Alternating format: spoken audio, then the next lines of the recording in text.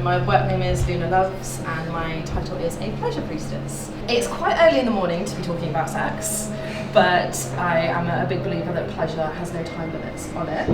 And I do really appreciate your presence here today. So if you can't hear me at the back, just like wave at me at some point and I will speak up. So, when I talk about my job, there's kind of two kind of categories of responses usually. People that are insanely curious and want to ask me a million questions, and people that run a mile from me and think I'm insane. So I'm hoping that you are all the former. That being said, obviously we're kind of talking about some more adult themes today, so I trust you to kind of honour your own boundaries with that. I'm kind of so involved in this work and the underground but ever-present community of spicy, kinky people in the UK that my kind of mode of normal is perhaps a little bit skewed. So I hope that I've delivered this in a way that is understandable for people that don't go to sex parties every weekend. So what's a Pleasure Priestess? It's not the kind of job that a careers advisor at school is going to tell you is an option. It's not something that comes up on a quiz. It's not, there's not a little table of pleasure priestesses at careers fairs. So how did I find this? What is it? Well, when I first started, my title was actually a sex educator. My original training was in sex and relationships education, and I worked from a very educational perspective. My original intention was to go into schools and work with young people, but I trained during COVID and I wasn't quite comfortable going into schools yet because I had a little baby at the time. So I started working within my home community, which is the kink community, and actually found that I really, really enjoyed working with adults. And I really enjoyed the freedom of not having to teach a government-mandated curriculum.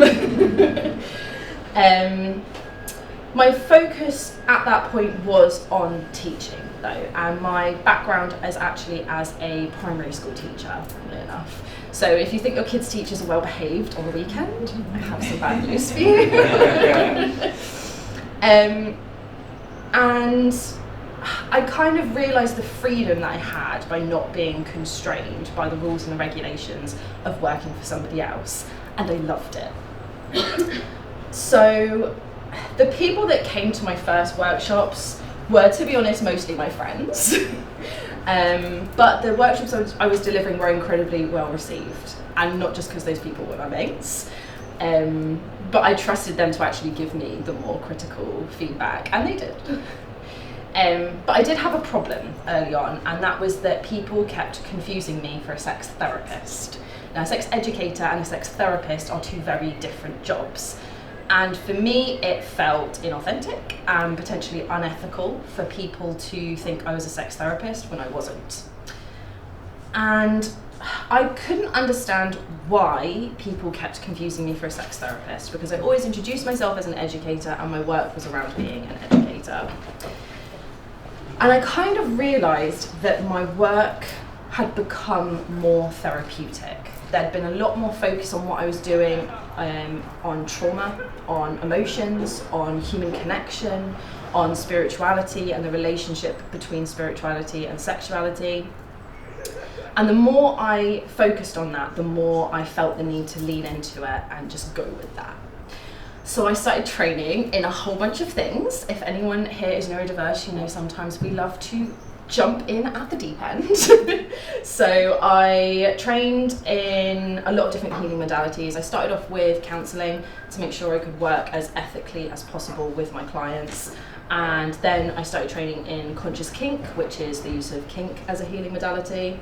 Trained in womb healing, tantra, bioenergetics, somatic sexology, crystal healing, guided meditation, tantric breathwork, cacao ceremonies. Right now I'm also training as a mental health first aider and in Reiki. So lots of things, and it opened my mind to the fact that because I was working for myself, I could work however I wanted, and I didn't have to limit myself by someone else's job description. So I'm a lot of things, and I wear a lot of hats and I spin a lot of plates, but I really, really enjoy the variation and sometimes chaos in the work that I'm doing. So why Pleasure Priestess? In all of the learning and the growth and the personal healing that I was doing, I felt really drawn towards the archetype of the temple whore, which is also known as the sacred prostitute. And it's a controversial topic, but anyone that knows me knows I love a little bit of controversy, and I wasn't going to shy away from that. But the temple whore archetype really resonated with me personally. And it's something that's appeared across cultures, across time, through history and through mythology. And the foundation principle of it was about sacred pleasure. It was about pleasure as something that was beautiful and healing and caused growth in a person. And the idea that there was a beautiful symbol of female empowerment there. Because I think a lot of the time when we think of female empowerment, it requires the suppression of female sexuality. Whereas this was a type of female empowerment that celebrated and respected female sexuality. So it felt great to me. And I was really drawn to it, also because personally I'm a pagan and I work with a variety of different gods and goddesses, mostly goddesses because they're better. But it felt really inauthentic to have this really black and white separation between my work and my personal beliefs. And being able to bring more of my personal beliefs into my work allowed people to see who I really was, rather than kind of a professional, watered down version of me. So that kind of brought me to the idea of a pleasure priestess, because I don't fit the job description of a sacred prostitute, but I could take inspiration from it. And thinking about my role, it's as a space holder most of the time. I create and hold spaces that allow people to explore the relationship between healing and pleasure.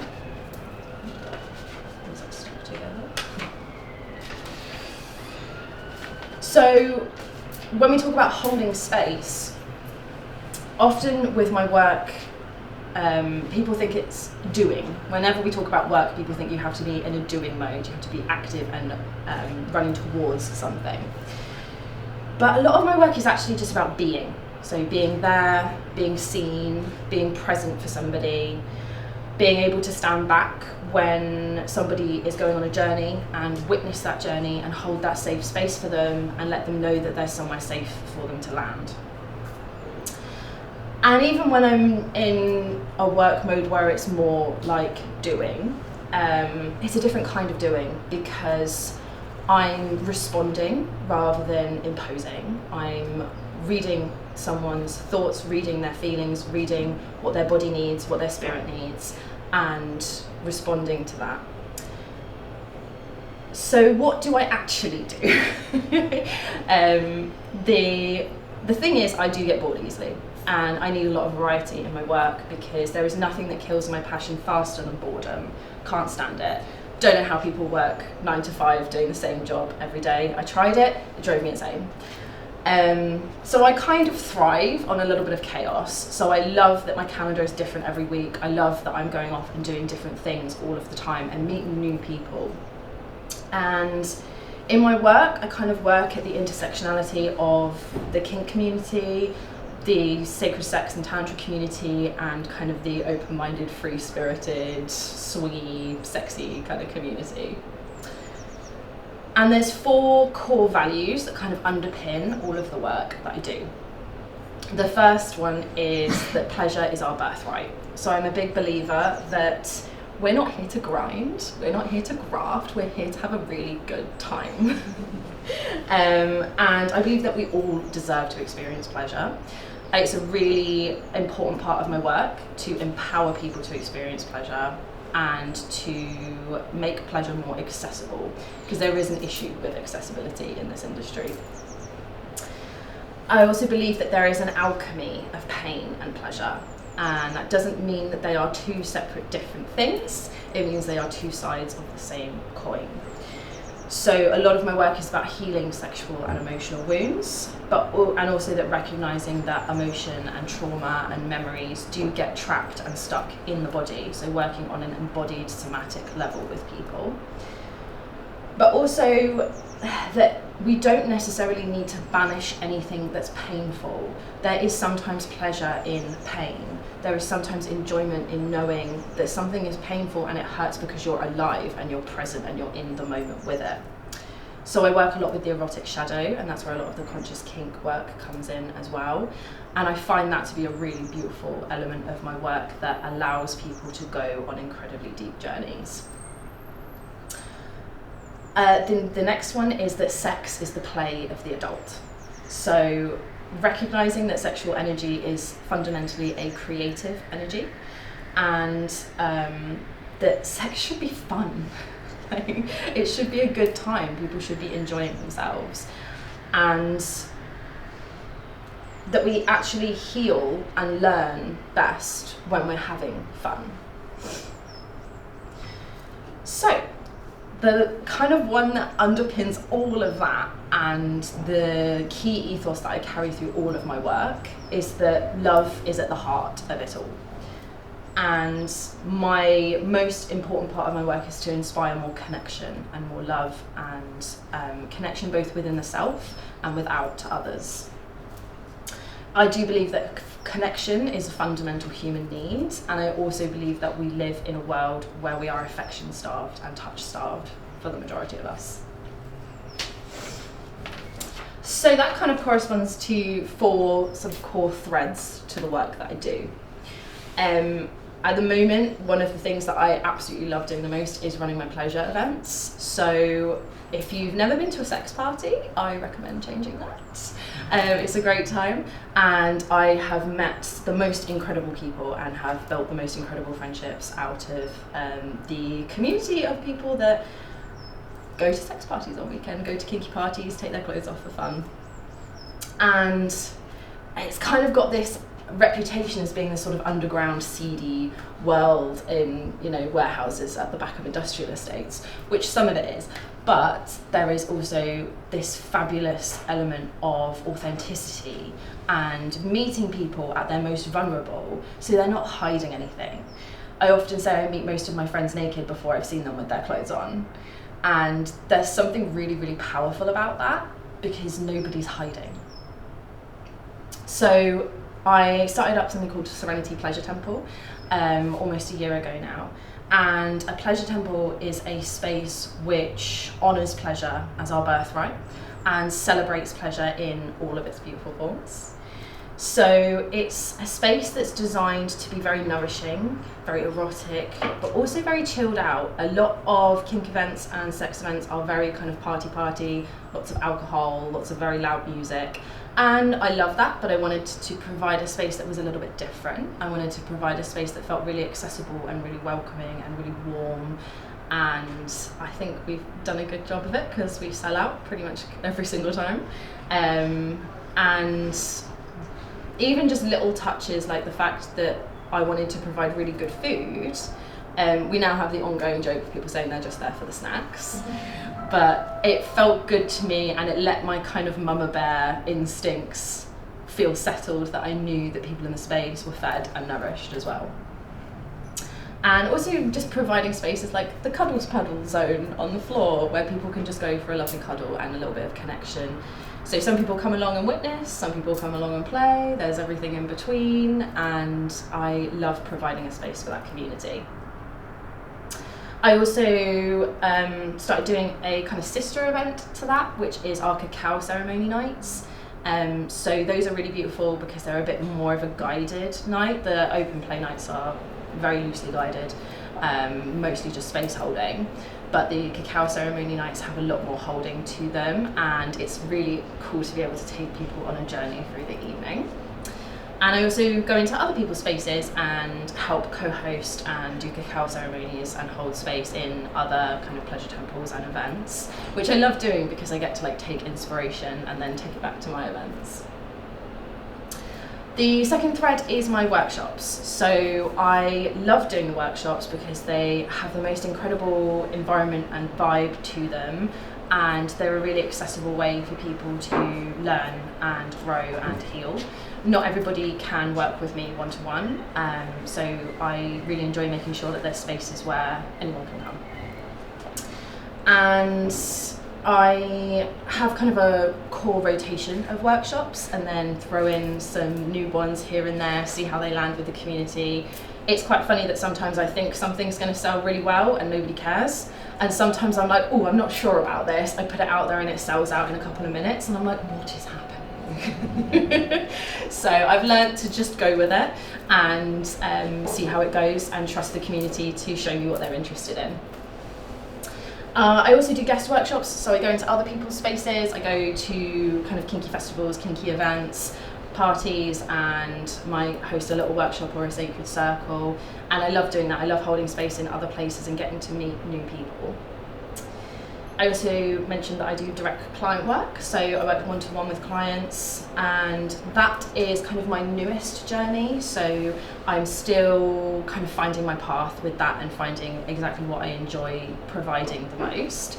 But at the moment I do mostly kind of somatic and sexual healing work, tantric and bioenergetic massage, and conscious kink facilitation. And I love weaving those together as well and creating bespoke journeys for people.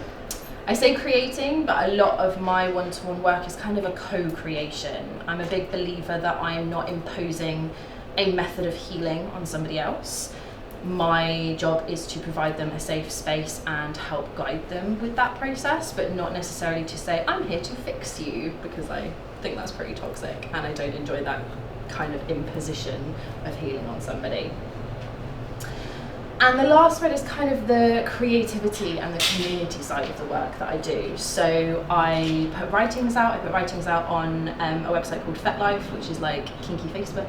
And I do a little bit of modelling. I do some speaking stuff. I create social spaces as well. So it's important to me that there's kind of a space in my community that isn't just pleasure events and sex events, but actually carries over into kind of day-to-day life a bit.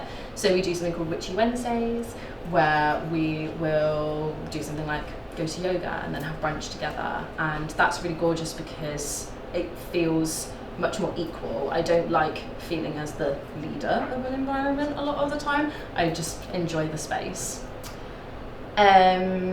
I also helped to co-host setting up a red tent a couple of years ago, which is like a sacred women's circle, and that's kind of a prime example of where my work and my personal life cross over.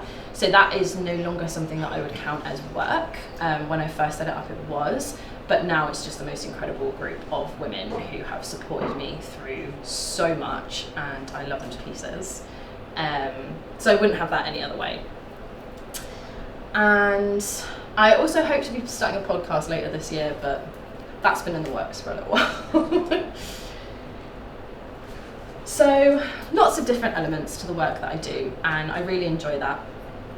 But underpinning all of them is one kind of deep intention, and that's to facilitate transformation.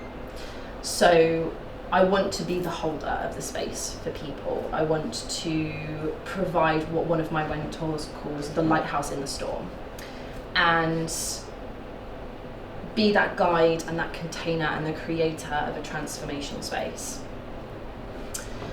And I want, when people work with me, I want them to walk away feeling empowered. I don't want them to become reliant on me. I want them to feel safe and happy and pleasureful in themselves, and know that the work that they've done with me will carry over into their lives without me still needing to be there.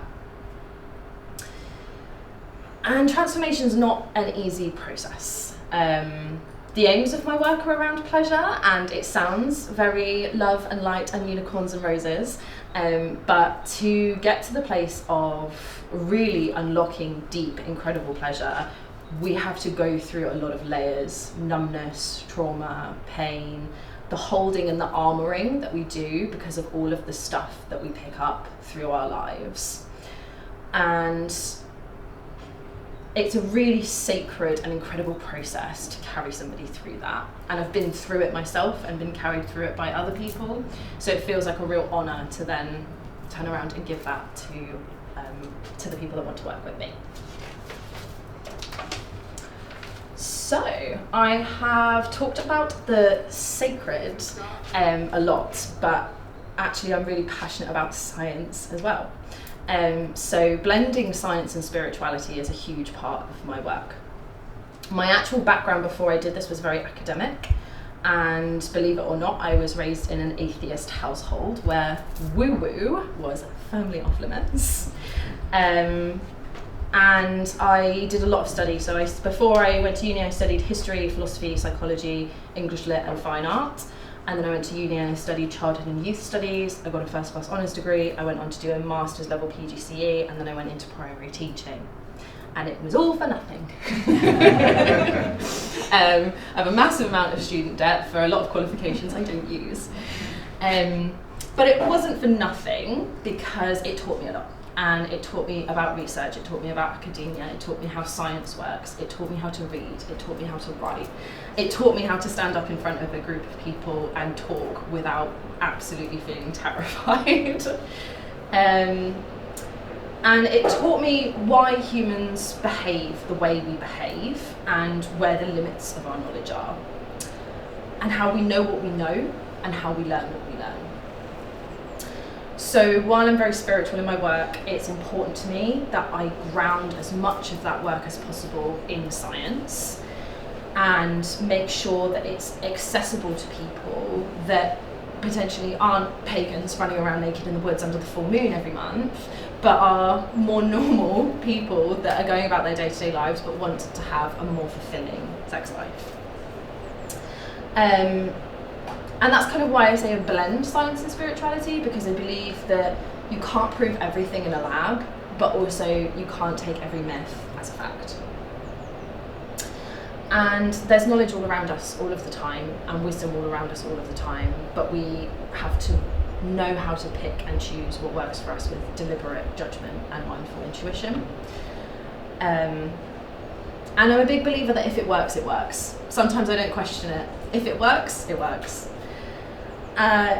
So in a workshop where I'm teaching, say, tantric breathwork and erotic energy, I'll also be teaching about nervous system regulation, hormones, co-regulation with other people, and I will dip into the work of some really interesting and awesome humans out there that are kind of pioneering a lot of new science around trauma and co-regulation.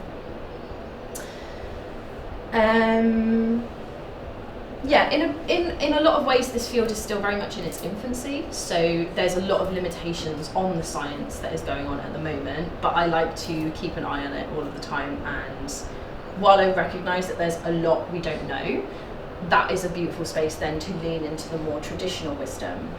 And there is also the issue that a lot of the traditional wisdom has been buried or eradicated, but we try where we can to kind of weave those things together in this industry. So something else that this background actually taught me was a lot about play and a lot about creativity. I studied a lot about play in children at university, but that's why I say sex is the play of the adult, because I really do believe that we carry over a lot of those things into our sex as adults. So we're a room full of creative minds, and what does creativity have to do with sex? I really believe that sex is the most powerful creative energy in the universe, because it makes life, it makes people. I don't think anything can be more powerful than something that can make a person. But even when sex isn't making people, it's making pleasure. You're making pleasure from nothing. How cool is that? And even, you know, the other things that underpin that, the connection, the sharing, the joy, the fun, those are wonderful, wonderful things for us to experience in connection with other humans. And sometimes when we're working on a creative process that actually doesn't feel erotic at all, if our sexual energy is blocked, that can really stall our creative energy, sometimes without us even realising it. So when working with our sexual energy and healing our relationship to sex, we're also healing our relationship to ourselves, our relationships to our bodies, our relationships to other people, and our sexual expression, and all of that unlocks more creative energy in us.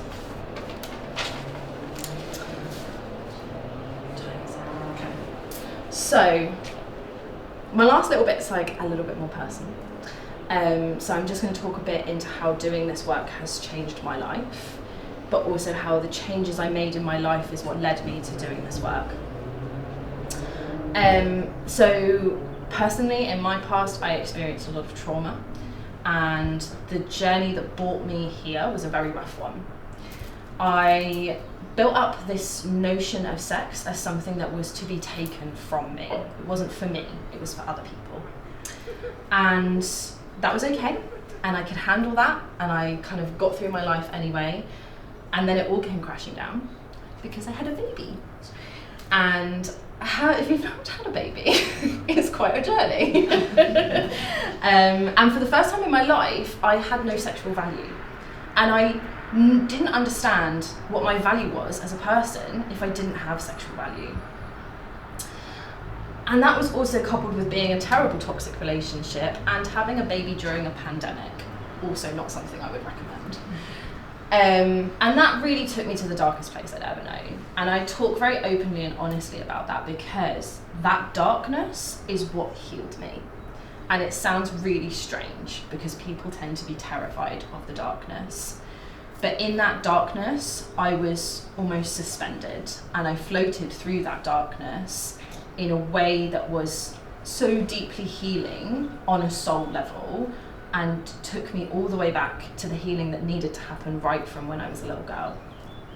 So I've always had issues with mental and physical ill health. I was first identified as highly anxious as a 5-year-old by an educational psychologist. And at the same time, I started being in and out of hospital with physical illness that wasn't officially diagnosed until I was 26. So that period of darkness and isolation after I had my daughter actually allowed me to go back and heal all of it, which was incredibly powerful. Now, I'm a big believer that healing is never done, and we do it in layers, so there's still healing that comes up for me now. But that couple of years, that first year especially when she was born, was the most transformational year of my life. And when I kind of came out the other side of that and I was sort of reborn in a very rough way, because birth is not an easy process, but being reborn out the other side of that, I created an entirely new life. I left the toxic relationship. I made friends for the first time in many years. I found a new community. I found this work, and I really found my role as a mother, as a friend, as a healer, as someone that does incredible work with other people. And also just healed my relationship to myself and the love that I have for myself as well. And that was terrifying. If you have ever left an abusive relationship, you know that it is the scariest thing you could do in your life, but it was so, so worth it. And I really deeply believe that that was an important part of my journey because it means that I can hold others through healing the same kind of trauma. And while I might not 100% understand their particular situation, I can understand what the wounds feel like. And I'm a big believer that feeling is something that we can share so easily between people. And also that process allowed me to kind of expand into a place of love I didn't know possible, because being able to really find myself and become confident in who I am as a person allowed me to find polyamory, which, if you don't know, is kind of the idea of limitless love. So for me, there's no limits on who I can love and how I can love. And that is incredible for me. It has been so powerful and it has brought the most amazing people into my life. And I no longer have to worry about a lot of the things that caused issues in my previous relationships. So, I will pretty much wrap up there. I don't want to make anybody late for work. Although I do joke that I am chronically late for everything. So I hope you kind of enjoyed that little journey that we went on this morning. Do we have time for questions? Yeah, definitely. Yeah. I just want to say thank you as well for your honesty, your vulnerability, and that was really, really good.